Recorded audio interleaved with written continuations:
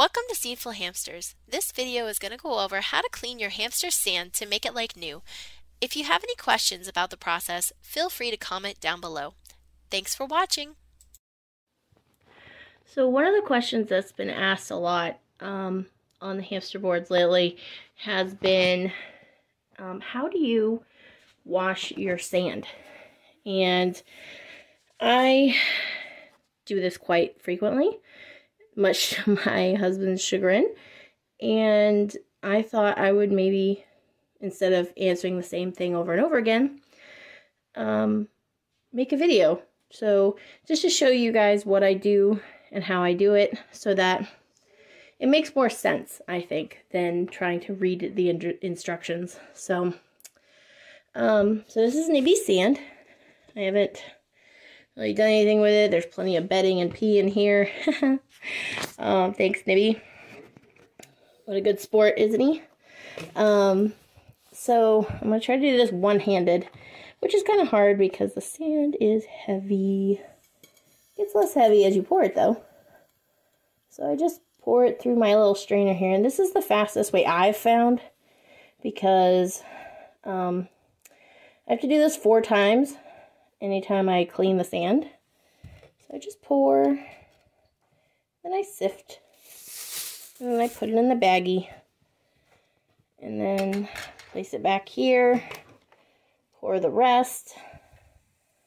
And you have to kind of be careful sometimes when you're pouring the sand, because if by chance the pea is stuck in a corner, it will stick to the sides of the base here, and it will just like fall out in one clump. And I've had that happen to me multiple times. And it's kind of messy, so that's okay. But just a warning. So here's the sand as it's being strained, right? So this is how I would normally just, the everyday cleaning I do is just straining that and clean, and then putting the lid back on. But I'm going to show you what I'm going to do with the sand as I clean it. Okay, so here I have my hamster sand in my sink, clean sink, just to kind of keep it mostly sanitary, even though it's pee. And then I turn on the water. Hope everyone can hear me over this. We'll find out, I guess. If not, I guess I'll just re-record it with some sound. But I let it fill up with water, and I kind of take my hand, and I slowly go through it, and it basically, what I'm doing at this point is just letting all the loose dirt and things float up to the top, because the sand is heavy, and it will float to the bottom eventually. But as you can see, all the little dirt particles, like, you know, from the other parts of the cage, float to the top. So what I do is I let the sand settle a little bit. And it's funny because I noticed that the little dirt particles kind of collect up on the side. And if I want to, I can just take my finger and feel like, oh, look at all this dirt. And kind of get it out of there with my hand. But that's not the fastest way. That's just a way sometimes if it gets stuck there, I will pour it out. But anyway, so then I take it, and again, this is all one-handed, so a little harder. Oh my goodness, it is. Hold on, let me figure out what I'm going to do here. Okay, so what I do is I take it and I pour it off. It's like pour off the top layer. Now some sand is going to get caught in here. But that's okay, because what's mostly getting poured off is the dirt on top. And so then what I do is I do this a few more times, just sifting through the sand a little bit, letting things rise to the top. And it doesn't matter what temperature water you use, because as long as it's comfortable for your hand. So not too hot, not too cold. Just because that's not what's cleaning this. We're just using this to rinse out the sand to get the little particles separated, because these are little particles that will probably go through your strainer, and like it won't get caught in your sift because they are small particles. But I do like to rinse them out until I basically don't see a lot of little floaters in here, like little, you know, brown bits. I don't know if you can see that, but brown bits of like dirt or whatever. Some of it's like probably dirt, some of it's probably poop. But anyway, so I'm gonna finish rinsing this because I realize I cannot do this without two hands. But that's basically the gist of it. Rinsing it, pouring the water in here, slowly pouring the top water off until it runs clean. Oh, and one other tip. When you do pour the water off, a lot of times there's brown stuff that ends up on the sides. So I just to help myself out, I wipe it off with my hand. And I rinse it off on the side, just to kind of keep it from going back into the sand, because it's, like I said, it's stuck to the sides here. And that's just the nature of these acrylic containers. I'm not sure if it's the same with like a glass container, but at least with these acrylic containers, I do see that a lot. So, all right, and then I'll show you what I do next. And one other thing, if you don't let the sand settle, because you're in a rush, like I just tried to do, more sand will get lost on the side. Now, of course, some sand always is going to get lost in this transition, but definitely let your sand settle. Like, just give it, like, it doesn't even take long, like 10, 15, 20 seconds, whatever it is, till the water's kind of still, and the sand settles to the bottom.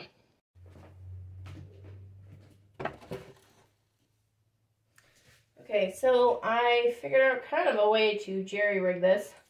So what I'm going to do now is I'm going to take the sand that's clean, and I'm going to pour it into this glass pan. This is my biggest glass pan that I have, and it can get a little messy, scraping in the sand, I'm not going to lie. That's probably my least favorite part of this. Just take my fingers and kind of scoop it out. And what I do is, the reason I use the biggest glass pan is because I spread it out. And that does two things. One, it allows it to dry faster because there's more surface area for it to dry on. Oops, there we go. And two, it allows me, it's a little easier for me to be able to test and see if the sand is dry, because what I will do when it's in the oven is I test it every once in a while to see if the particles are dry. And what I found is if I use too small of a container when I'm doing this, the sand has a tendency to fly up on the sides of this thing, and I have ended up with sand in my oven before. So, a container bigger than your normal sand container is preferable. I think this is a 16 by 9 pan, I think. Anyway, I have to measure it. Anyway, so once you get out as much sand as you want, and you can take this and actually you can add a little bit more water in here, pour off the water, and it collects the sand up. I don't know if I can show you that.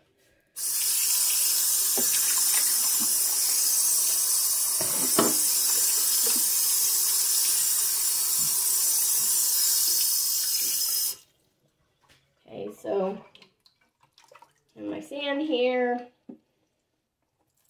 again, I'm going to pour it off. Kind of slowly, so that now I have this neat little pile of sand in the corner of this thing. I can just be like, boop, come here, sand. And the sand moves around when there's just a little bit of water in there pretty easy. So that's super helpful. So then I take this and I kind of smooth out the sand so it all lies as flat as, well, it can. And then I do, once I've gotten it in here, I do take it and just pour off as much as the excess water as I can, just to help it dry faster. And there we go. That's how we prep the sand. So 2 things. 1, kids, do not leave little sand particles in your sink for your mother to clean up. She will not thank you for that. And she will be wondering why there's hamster sand in your sink. So I just kind of rinse it out just to make sure it's fine. And then the other thing I do is after I've gotten all the sand out is I wash the container itself and I flip it over on some paper towels. And so while the sand is drying in the oven, this is drying right here. So let's put her in the oven. Okay, again, not something you can do with one hand because that pan of sand is very heavy. 1, because it's glass, and 2, because it's full of wet sand. And wet sand is heavy. So I'm going to put that in here now. And I have it set to 250 degrees. And what I will do is, as it cooks, I will show you how I test it to see if it's dry enough. Okay, so I wanted to show you kind of the midway. This sand looks kind of dry. You can't see any visible water on top. But when you go like this, you can tell it's still very wet. So what I do is kind of partway through, I kind of go through with my spoon. And I just kind of mix it up a little bit. You don't really have to do this. But it does help it dry faster when you do it. You can just leave it in here though, and just leave it until it's dry. Because one of the things you're going to notice when it is actually dry is the spoon will just kind of cut through like butter.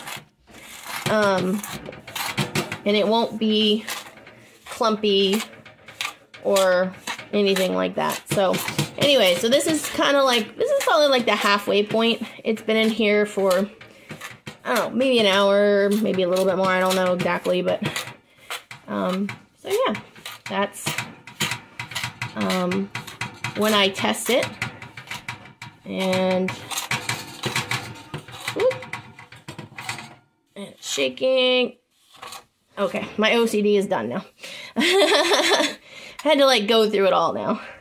Then I just spread it out again, so it gets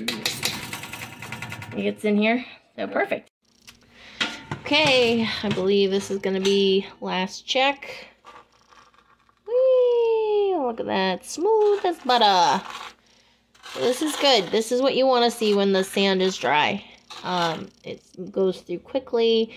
There's no like large lumps of wet sand or anything like that. There's a few lumps here and there, but they'll break up as we sift it, so it's okay. So this is great. So let me pull this out. Okay, so lift it out.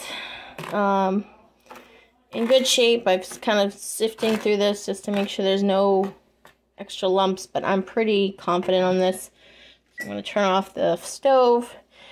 And this is really, really, really important step. Really, really, really important step is to let it cool completely in the pan. And the reason that is a very important step is because, and I don't know if this holds true for all containers, but but at least what I have discovered with mine is that if the sand is warm when you put it back into the container, the heat will not escape and instead get trapped under the sand, which will make it wet. And two things will happen. One, there could be potential, molding type issues. and also it will stick to the container itself, which is not great. And you will see that where it kind of clumps up. And that's just not good. So I'm going to leave this here for a while until I touch it and there's no heat to it whatsoever. Please don't skip this step. Very important. Okay, so I went ahead and poured this in because it was way too heavy for me to do individually. But this is what you end up with. And these little harder bits, you know, you could probably sift through them, but chuck them out. And obviously I spilled some sand when I was doing this, but that's okay. This is what the pan ends up looking like. It does look a little sandy, but I am gonna take a towel and kind of scoop up the sand and then sift them through in a bit. So yeah, so very clean, like brand new, very soft, very fine. It feels like it just came out of the package, so that's pretty cool. The only thing is, if you have someone who's picky about smell, maybe put a little bedding in one corner, just so